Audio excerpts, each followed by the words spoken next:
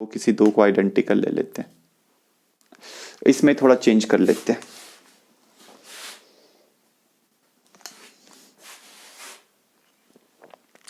है ना, इसको भी चेंज कर सकते हैं, या फिर एक काम और भी कर सकते हैं, जैसे माइनस डेल्टा क्या होगा, अगर हम बोलें कि भाई माइनस डेल्टा क्या होगा, ठीक है, तो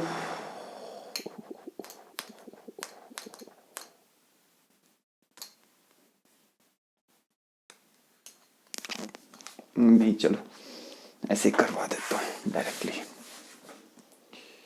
ठीक है। तो इसमें क्या करो, आप किसी भी एक रो या कॉलम को बदल के दूसरे रो या कॉलम के जैसा बना लो।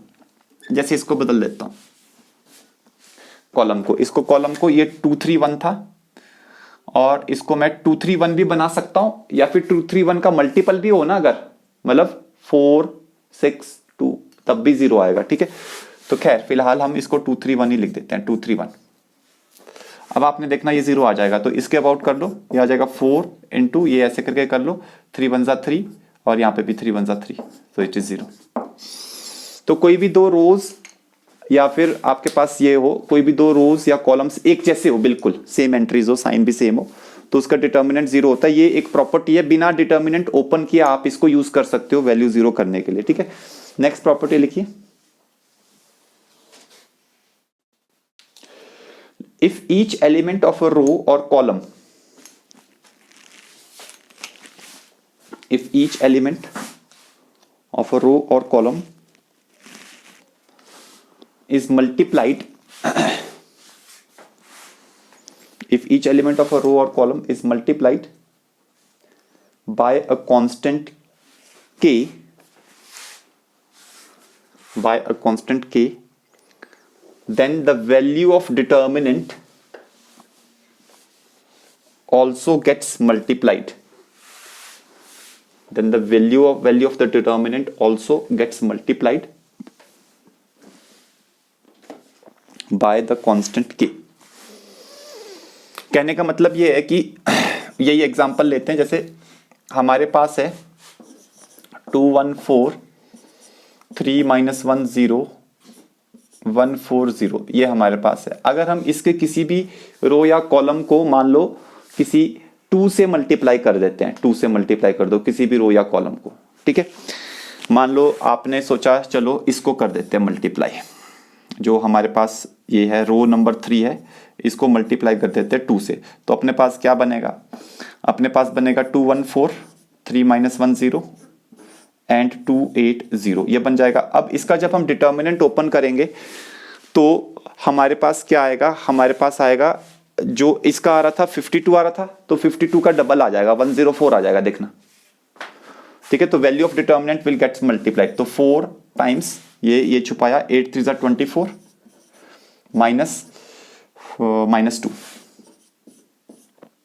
तो यहां पे आ रहा है 4 टाइम्स 26, 4 टाइम्स 26 कितना होता है, 104 होता है। तो देखो ऐसे करके आ गया। इसका मतलब अगर आप किसी भी एक रो या कॉलम के सभी एंट्रीज को किसी कांस्टेंट 2 से मल्टीप्लाई करते हो तो डिटर्मिनेंट की वैल्यू भी 2 से मल्टीप्लाई हो जाएगी। यहां से फिर और क्या पता चला, यहां से क्या इन्फ्रेंस निकाल सकते हैं, यहां से ये इन्फ्रेंस निकाल सकते हैं कि जैसे ये डिटर्मिनेंट 52 के बराबर है, अगर दोनों तरफ 2 से मल्टीप्लाई करें तो 2 टाइम्स 2 1 4 3 -1 0 1 4 0, और राइट हैंड साइड में तो 104 हो जाएगा। अब जब यहां पे 2 से मल्टीप्लाई कर रहे हैं, मैट्रिसेस में क्या होता था, मैट्रिसेस में जब बाहर 2 से मल्टीप्लाई करते थे तो अंदर के सारे एलिमेंट्स 2 से मल्टीप्लाई हो जाते थे। यहां पर ऐसा नहीं होगा, ये फर्क है, दिस इज द डिफरेंस, इसीलिए इंपॉर्टेंट भी है, ठीक है। अच्छा, तो यहां पर क्या होगा, यहां पर एक्चुअली किसी भी एक रो या कॉलम को ही करना है, आपकी इच्छा है, आपकी इच्छा है। अगर आप रो 1 में मल्टीप्लाई करो 2 से तो सारे वो चेंज हो जाएंगे, या रो 2 में करो, या रो 3 में करो, या इसमें करो, कॉलम 1 कॉलम 2 कॉलम 3 में कहीं पर भी करो, लेकिन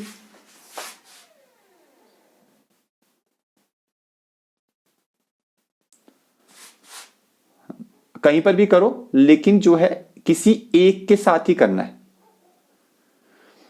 किसी एक के साथ, ठीक है, तो जैसे हम यहाँ पे रो 2 में कर देते हैं, तो आपकी इच्छा है कुछ भी कर सकते हैं, 1 2 1 4 एंड 6 -2 0 1 4 0, इसका डिटर्मिनेंट 104 आएगा। तो सारे एलिमेंट्स के साथ नहीं करना है, ये इन्फ्रेंस यहां से, इंपॉर्टेंट इन्फ्रेंस यहां से निकाला जा रहा है। ठीक है, नेक्स्ट प्रॉपर्टी पे चलिए। अच्छा, यहां से ये इन्फ्रेंस भी निकलता है कि अगर हम कॉमन ले रहे हैं, है ना, इसी वाली से कॉमन ले रहे हैं, तो एक रो से ही हम कॉमन लेंगे, सारे के सारे डिटर्मिनेंट के वैल्यू से हम कॉमन नहीं लेंगे। ठीक है, ये इन्फ्रेंस भी यहां से निकलता है, तो इसको भी यहां पे ही लिख लो, नेक्स्ट प्रॉपर्टी लिखने से पहले यहीं पे नोट डाल लो।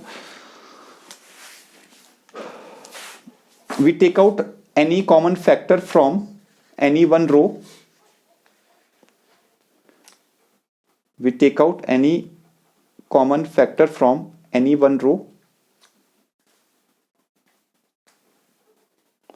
or any one column of the given determinant.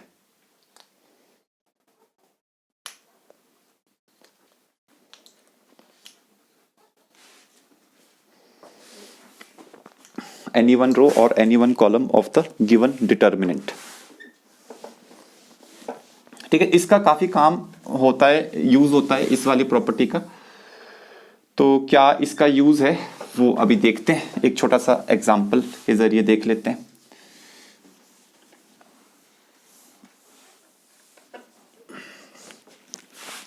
जैसे मान लो हमारे को ये डिटर्मिनेंट निकालना है, डिटर्मिनेंट है 102 1836 134, एक एग्जांपल ले रहा हूं मैं 1736। तो जैसे ये डिटर्मिनेंट हमने निकालना है, तो आप कभी भी, अब इसमें आप देखोगे क्या कोई कॉलम या रो है जिसमें 2 जीरोज हो? नहीं है, सबके सब में कॉलम रो में कुछ ना कुछ नंबर है, जीरो के अलावा कोई नंबर है। ठीक है, नॉन जीरो नंबर है। तो आप क्या करोगे, सबसे पहले आप देखोगे कॉमन आ रहा है कहीं से, जहां से कॉमन आ रहा है, जैसे फर्स्ट रो है वहां से कॉमन आ रहा है 2 2 2 है ना, बाकी किसी रो से कॉमन ऐसे आ नहीं रहा। यहां किसी कॉलम से, अच्छा यहां से अभी आ रहा है, वैसे यहां से भी आ रहा है, सेकंड कॉलम और थर्ड कॉलम से भी आ रहा है, तो वहां से भी हम ले सकते हैं। ठीक है, लेकिन जो है फायदा हमारे को फर्स्ट से हो रहा है। फर्स्ट से क्यों फायदा हो रहा है? क्योंकि जब हम यहां से 6 कॉमन ले रहे हैं, 6 हमने बाहर लिया, तो देखो यहां पर क्या बन रहा है, यहां पे 17 3 6, जो कि थर्ड रो में भी है, 17 3 6, ये फायदा हो गया। तो फर्स्ट रो से कॉमन लिया 6, तो फर्स्ट और थर्ड रो कॉमन होगी, और 2 रोज जब कॉमन होती है तो आंसर क्या आ जाएगा, आंसर आ जाएगा 0। तो एक लाइन में आ गया, मतलब आपको कैलकुलेशन नहीं करनी पड़ी, ये नहीं कि आप ओपन करने लग जाओ। तो प्रॉपर्टीज बहुत इंपॉर्टेंट होती है, प्रॉपर्टीज पे पकड़ करनी है आपने। आज तो अभी मैं प्रॉपर्टीज लिखा रहा हूं, फिर कल करेंगे हम इस पे क्वेश्चंस वगैरह ना, तो लेकिन प्रॉपर्टीज बहुत ज्यादा इंपॉर्टेंट होती है, वहां से क्वेश्चंस आते हैं। ठीक है, और बहुत सारे क्वेश्चंस बनते हैं प्रॉपर्टीज के ऊपर, बहुत अच्छे अच्छे क्वेश्चंस बनते हैं। तो ये हो गई हमारे पास इस प्रॉपर्टी का। कितनी होगी प्रॉपर्टीज, कितनी होगी भाई प्रॉपर्टीज अंशिका?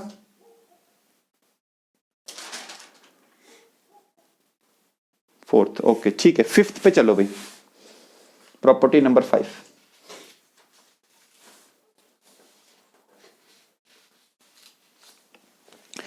लिखिए, if sum or all elements of a row or column, if some or all elements of a row or column are written as the sum of two numbers,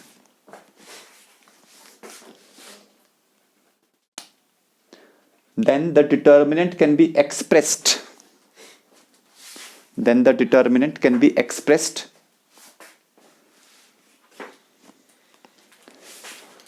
as the sum of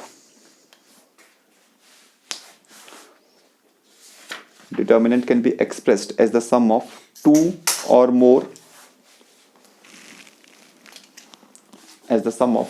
or more determinants. क्या मतलब है इसका?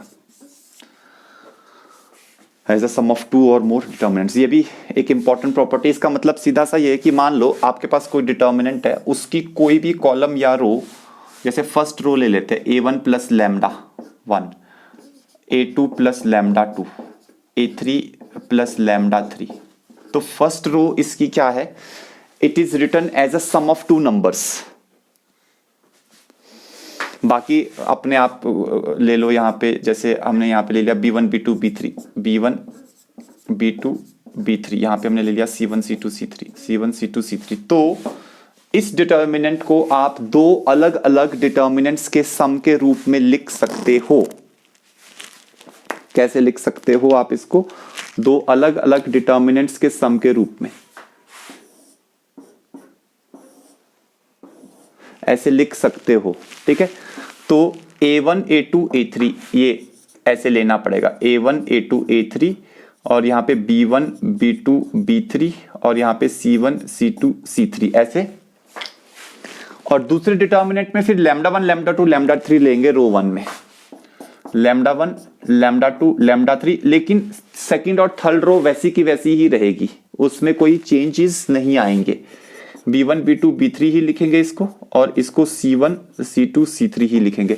तो आप किसी भी एक determinant में अगर कोई भी एक रो या एक कॉलम हो, सिर्फ एक रो या एक कॉलम ही हो, ठीक है ना, तो उसको अगर आप उसके एलिमेंट्स को अगर आप किसी सम के रूप में लिख रहे हो, तो आप उसको ऐसे करके दो डिटर्मिनेंट्स में तोड़ सकते हो, लिख सकते हो, दो डिटर्मिनेंट्स के सम के रूप में उसको आप लिख सकते हो। This is the property number 5, ठीक है। तो जैसे इस पे एक छोटा सा एग्जांपल देखते हैं। मान लो आपके पास एक एग्जांपल है, आपको इवेल्युएट करना है ABC, ठीक है, और यहां पर है A plus 2x, A plus 2y, sorry B plus 2y and C plus 2z, और यहां पर है लास्ट में है XYZ।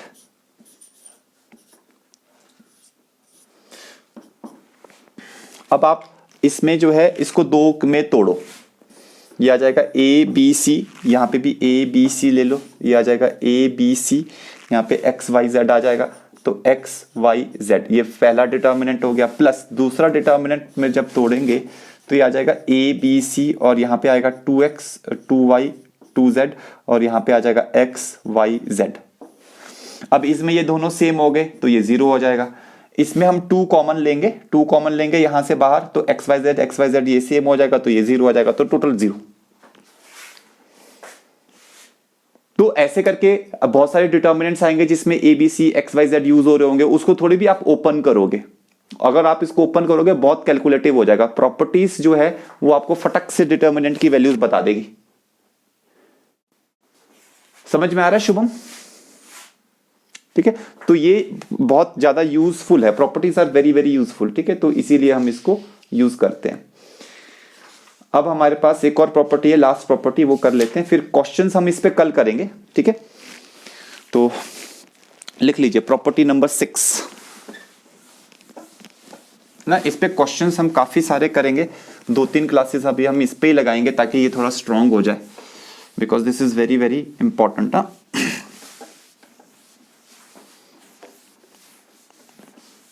प्रॉपर्टी नंबर 6 लिखिए अब जरा। To each and every element of row और column of a determinant, to each and every element of a row और a column of a determinant,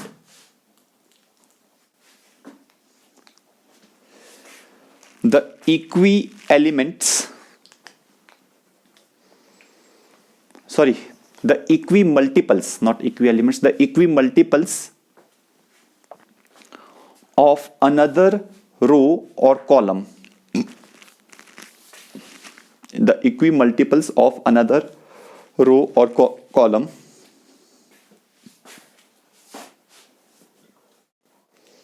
are added, the equimultiples of other rows or column are added, even then its determinant value remains even then its determinant value remains unchanged.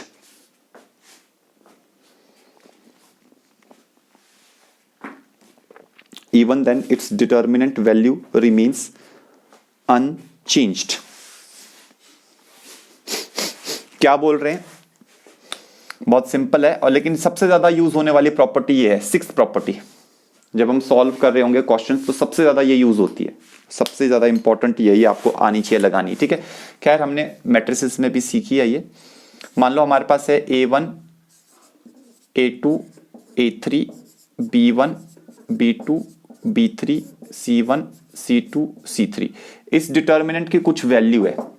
अगर हम इसमें कुछ operation करें, रोज में भी कर सकते हैं, कॉलम्स में भी कर सकते हैं। अच्छा, डिटर्मिनेंट में ये है कि एक ही क्वेश्चन में तुम रो के ऑपरेशंस करो, फिर कॉलम के, फर्स्ट स्टेप में मान लो रो के ऑपरेशंस कर दिए, सेकंड स्टेप में कॉलम के कर लो, फिर थर्ड में फिर रो के, मतलब मिक्स कर सकते हैं। यहाँ पे मैट्रिसेस में इनवर्स निकालते वक्त मैंने कहा था मिक्स नहीं करने ऑपरेशंस, यहाँ पे कर सकते हैं आप। ठीक है, तो यहाँ पर जो है मान लो हमने क्या किया, रो नंबर 3 में हमने एक ऑपरेशन किया, दैट इज, ऐसे लिखते हैं, फिर उसको क्या किया हमने, R3 plus some constant K times R1। अच्छा, फिर आप एक ही आपने रो 3 में किया, आप रो 2 में भी कर सकते हो, रो 2 में भी आप कर लो, कोई और कर लो। रो 2 में आपने ऑपरेशन कर दिया R2 plus lambda times R1, ये ऑपरेशन आपने किया। ठीक है, अब ये ऑपरेशन जब हम करेंगे डिटर्मिनेंट की वैल्यू चेंज नहीं होगी, ये कह रहे हैं इस प्रॉपर्टी में, determinants value will not gate changed. ठीक है, तो हमने एक साथ R2 और R3 में बदलाव कर दिया R1 के बेसिस पे, R1 का कोई मल्टीपल उसमें ऐड करके हमने कर दिया, तो R1 नहीं चेंज होगा, A1 A2 A3, क्योंकि इसके मल्टीपल्स तो ऐड हो रहे हैं, तो R1 चेंज नहीं होगा, R2 चेंज होगा। क्या होगा R2 चेंज?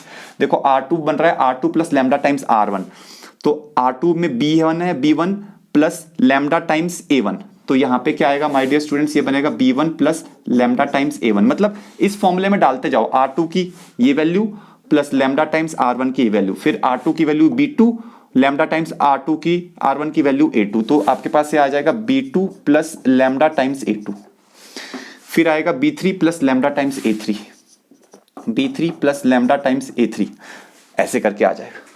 ऐसे ही करके R3 भी लिख लो आप, वहां पे R3 plus K times R1 है, तो R3 क्या है, C1 plus K times A1, फिर प्लस नहीं सॉरी, नेक्स्ट एंट्री है C2 plus K times A2 and C3 plus K times A3, ऐसे करके। तो ये जो होगा, ये इसकी वैल्यू सेम ही रहेगी, इट विल नॉट चेंज। इसका प्रूफ आप अपने आप कर सकते हो। वो प्रूफ कैसे कर सकते हो, ये देखो, ये सम के रूप में है, तो इसको 2 में तोड़ो, 2 में तोड़ेंगे तो यहां से लैम्डा लैम्डा जो दूसरे वाला होगा उसमें लैम्डा लैम्डा कॉमन आएगा, A1 A2 A3 वो 0 हो जाएगा। फिर इस वाले को 2 में तोड़ो तो वहां पे K कॉमन आएगा, वो 0 हो जाएगा, तो अल्टीमेटली यही बचेगा। ऐसे करके इसका प्रूफ कर सकते हैं। Although proofs are not at all important, आपको रिजल्ट्स पता होना चाहिए, ये अप्लाई करना आना चाहिए आपको, ये लिखना आना चाहिए और ये अप्लाई करना आना चाहिए। इसमें थोड़ा सा ध्यान रखना पड़ेगा कैलकुलेशन वगैरह का। ठीक है, तो बस इतना काफी है आज के लिए, कल करते हैं अब इसके आगे, नेक्स्ट क्लास में करते हैं और फिर। ठीक है, okay then, good bye. Questions वगैरह सॉल्व कर लेना ना, क्वेश्चन सॉल्व करते रहो, जो मटेरियल है वहां से भी करते रहो, और एनसीईआरटी में अभी 4.1 नहीं कर सकते।